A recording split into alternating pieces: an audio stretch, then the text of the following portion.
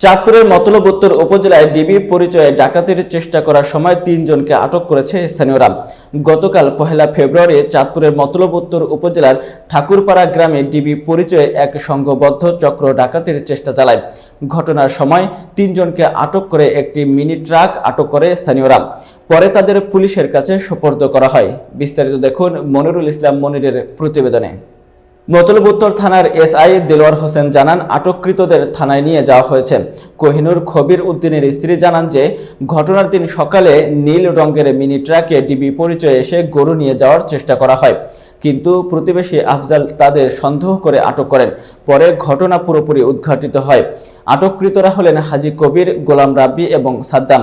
তারা খবির উদ্দিনের কাছে পাওনা টাকা উদ্ধার করার উদ্দেশ্যে এই অপকৌশল গ্রহণ করেছিল। মতলব উত্তর থানার ওসি রবিল হক বলেন, অভিযোগ পেলে আটককৃতদের বিরুদ্ধে আইনানুগ ব্যবস্থা গ্রহণ করা হবে। এই পর্যন্ত আমরা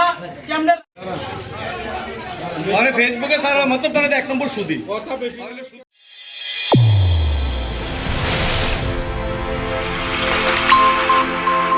চ্যানেল A1 হৃদয়ের স্পন্দন।